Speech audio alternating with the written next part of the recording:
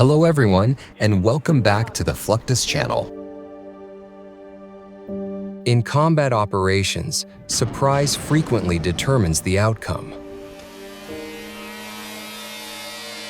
While intelligence and planning are essential, stealth technology enhances them by rendering ships nearly undetectable to hostile radar. By lowering radar, infrared, acoustic, and visual signatures, stealth ships can avoid detection and attack when enemies least expect it. This capability also reduces vulnerability to dangers such as missiles and aircraft. Stealth ships feature a distinctive design that sets them apart from conventional vessels. They incorporate angled structures, radar-absorbent materials, and quiet propulsion systems. The U.S. Navy's Zumwalt-class destroyers exemplify this concept, engineered to cut radar detection by 50 times.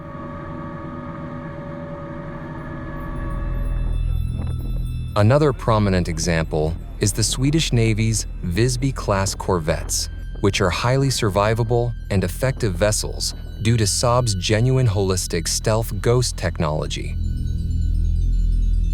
Built with a smooth, angular profile that minimizes its signature, the deep V-shaped ship is regarded as one of Sweden's strongest deterrent assets against growing threats in the Baltic and Scandinavian regions. Measuring 238 feet long and 34 feet wide, its hull and superstructure utilize a sandwich design, with a PVC core and an exterior made entirely from carbon fibers. This configuration reduces both radar and infrared signatures. In addition, the Swedish Defense Material Administration and Saab constructed this ship using non-magnetic materials to reduce its magnetic signature. Because of their composite construction, the displacement of the Visby-class corvettes is 50% lighter than that of a traditional ship of comparable size.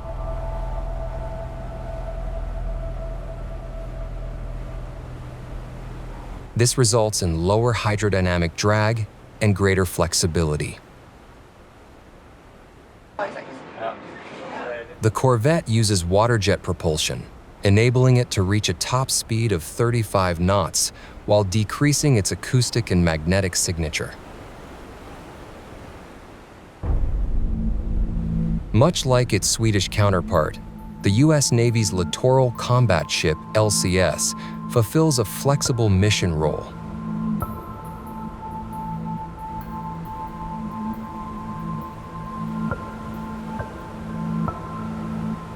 Engineered for speed and adaptability, the LCS was built to operate in shallow, near-shore waters.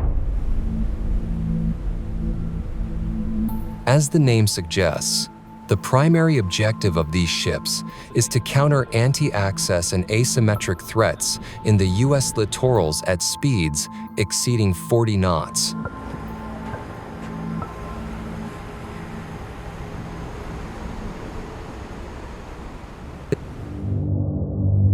The LCS is produced in two variants, the Freedom class and the Independence class.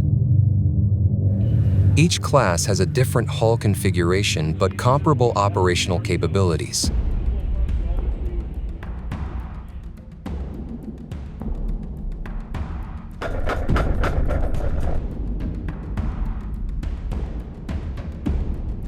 The LCS is outfitted with multiple mission modules that can be customized for specific tasks. This allows the ship to rapidly reconfigure its mission package by removing and installing specialized equipment and craft through its modular mission bay.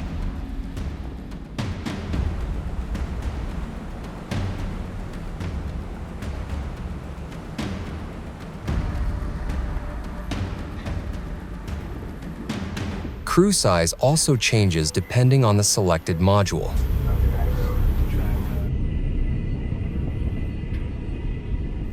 Available modules include anti-submarine warfare, ASW, mine countermeasures, MCM, surface warfare, SUW, and special warfare missions.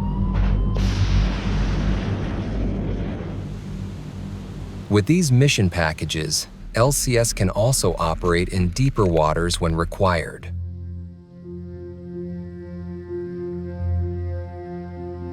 In 2022, the USS Sioux City achieved a milestone by completing a 10,000-mile voyage to the Middle East. This mission demonstrated the LCS's ability to conduct extended operations beyond its intended shallow water role.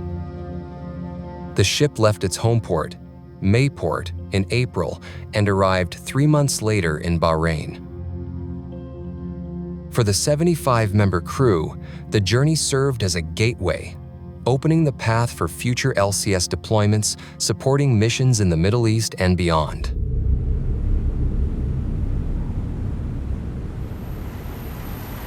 LCS supports flight operations at sea and helps extend the reach of various assets, including the MQ-8B Fire Scout unmanned autonomous helicopter. Accurate maneuvering and coordination are critical for safe landings and takeoffs from the LCS flight deck while underway. The MQ-8 features advanced sensors that deliver vital data to support surface and littoral missions.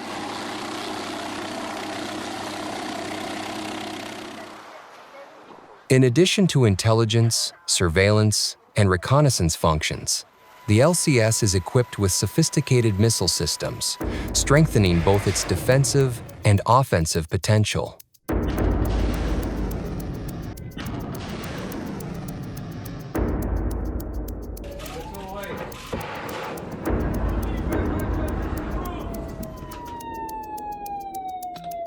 The ship carries the RIM-116 Rolling Airframe Missile, RAM, a surface-to-air weapon integrated into the LCS's self-defense architecture.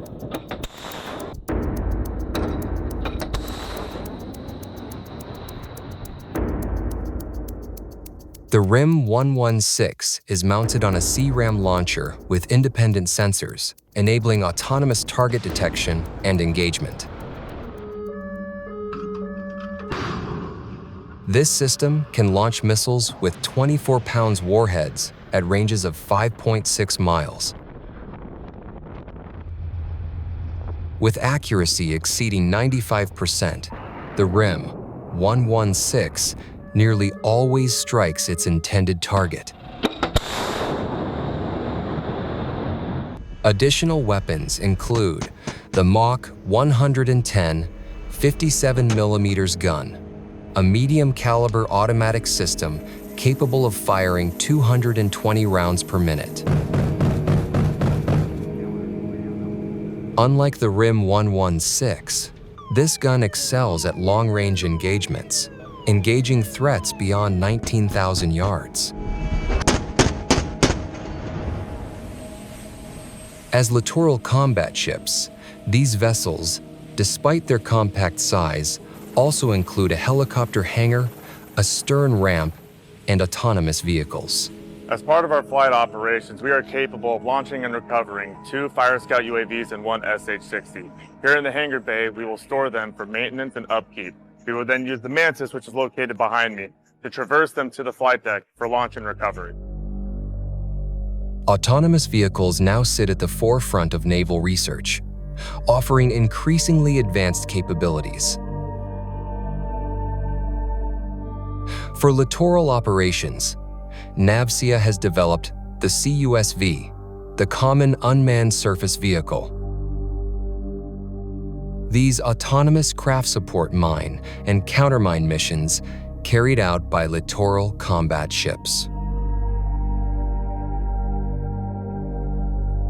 The CUSV also plays a vital role in defending the U.S.'s most critical littoral infrastructure, including ports and harbors. Another cutting-edge advancement is the integration of unmanned surface vessels into naval fleets.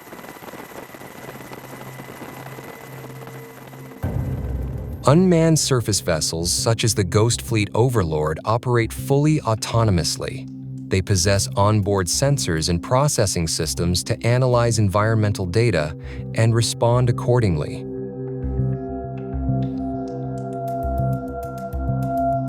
During operations, these USVs transmit real-time information to command stations ashore. The Martac T-38 Devil Ray is another USV designed specifically for shallow water environments.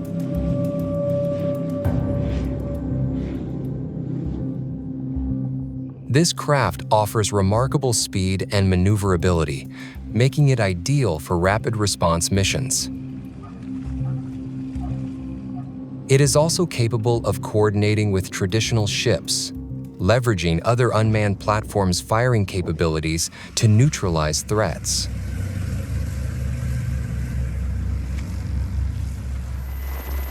Technologies like these continue to reshape naval warfare, expanding the limits of what can be achieved at sea. You cannot fight what you cannot see. This idea ultimately drove the development of the military submarine in the early 1900s. By World War I and II, submarine fleets had become some of the most feared forces in the ocean, capable of striking ships unseen and disappearing into the depths before retaliation was possible. As a result, navies around the world were forced to develop new weapons and strategies to counter the underwater menace.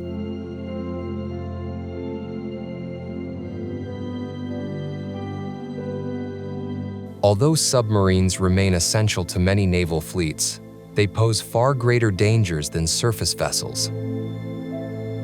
Because they spend most of their operational time underwater, rescuing a stranded or trapped submarine crew presents significant logistical challenges.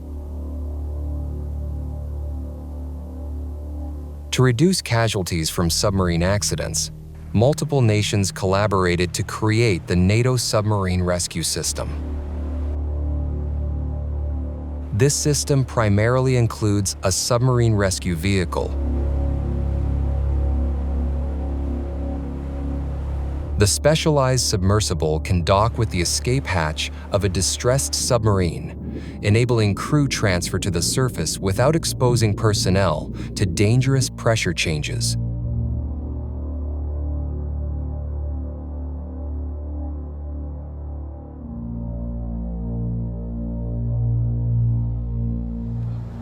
When submersible rescue is not possible, the NATO system can also deploy a submarine rescue chamber.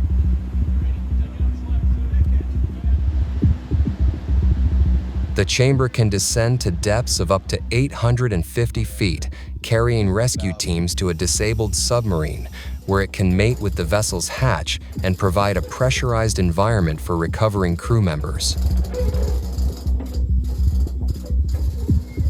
Various chamber designs have been used for decades to accomplish similar missions, and they share broadly similar configurations.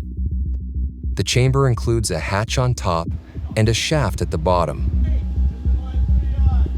Once the chamber contacts a flat surface, the crew inside can establish a water and airtight seal. However, because the SRC lacks propulsion, it is vulnerable to ocean currents and rough sea conditions, which can significantly delay rescue operations. Bring up safety net, aye. Shut V35. Hatch open. V35, aye. No matter the equipment involved, submarine rescue missions are extremely complex. In this scenario, teams from the NATO fleet use a specialized submersible to conduct a simulated rescue of a submarine crew. After the rescue module docks with the submarine, water is pumped out from the space between the two hatches.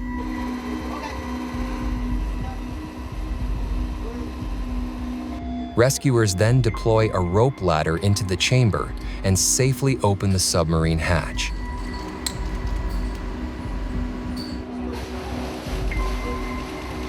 Hatch is open! Because the module is pressurized, both rescuers and submarine personnel can move freely without health risks.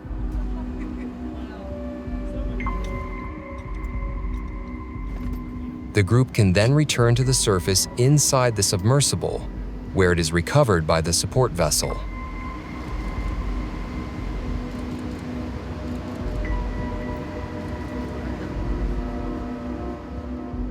Some navies also employ specialized suits that allow individual submarine escapes. After wearing these suits, crew members can flood a chamber and exit through the submarine's missile tubes. To ensure safety, personnel escaping this way must immediately enter a decompression chamber.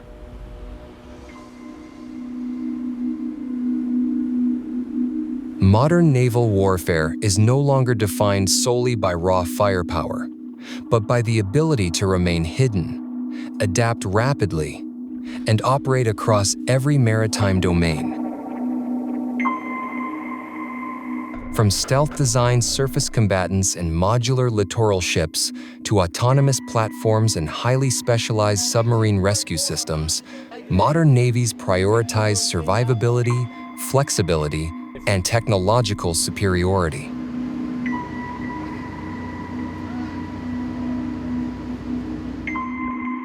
Whether deterring threats in shallow coastal waters, extending operational reach through unmanned systems, or rescuing lives deep beneath the ocean's surface, these innovations underscore a single reality. Control of the seas belongs to those who can detect first, strike with precision, and safeguard their forces even in the most extreme environments.